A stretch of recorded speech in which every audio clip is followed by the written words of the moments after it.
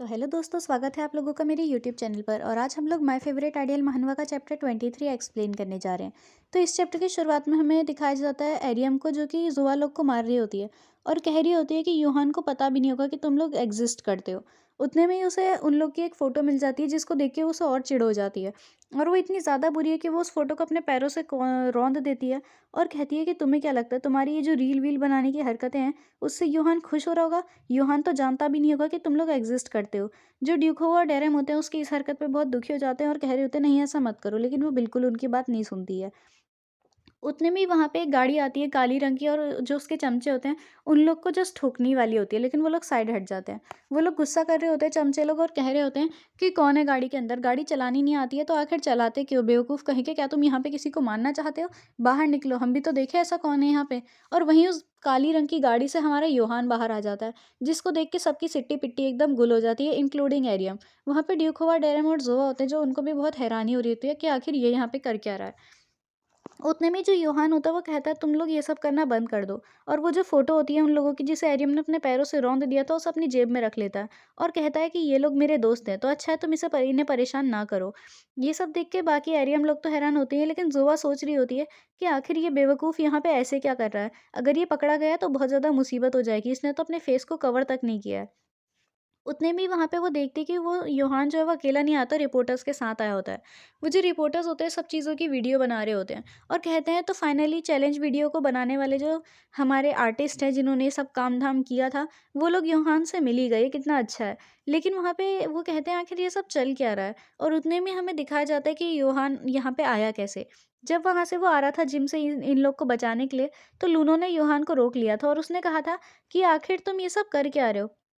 देखो, ये अच्छी बात है कि ना तुम आजकल हम लोग की बात सुन रहे हो, अच्छे से बिहेव कर रहे हो, लेकिन ऐसे अपने जिम टाइम को बीच से छोड़ना बिल्कुल सही नहीं है। तुम्हें ट्रेनिंग ऐसे नहीं छोड़नी चाहिए। या फिर तुम फिर से कोई बेकार की हरकत करने जा रहे हो क्योंकि तुम्हें उन रील से थोड़ी-सी जो पॉपुलैरिटी है वो मिल गई है। तो योहान होता है वो हैरान होता है और कहता है, क्या पॉपुलैरिटी, रील्स? मतलब इन्हें भी पता चल गया?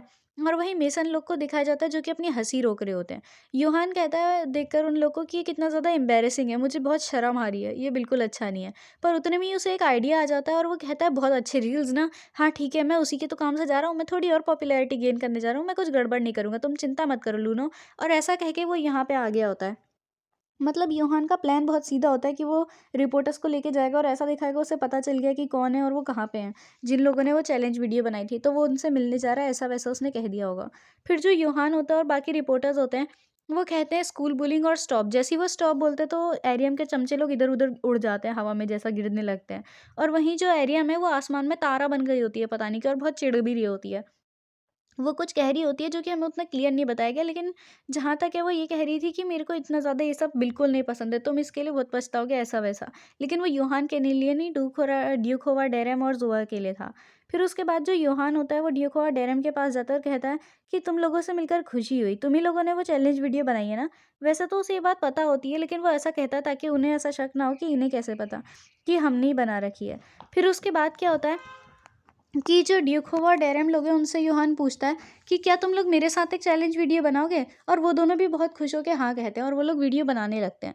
उतने में ये जो जोआ होती है वो कह रही होती है, मैंने आज से पहले योहान को इतना खुश नहीं देखा। मुझे नहीं पता था योहान इस तरह से भी हंस सकता है, इस तरह से स्माइल कर सकता है। खैर छोड़ो, ये कोई फेक स्माइल तो नहीं है, तो बढ़िया ही है।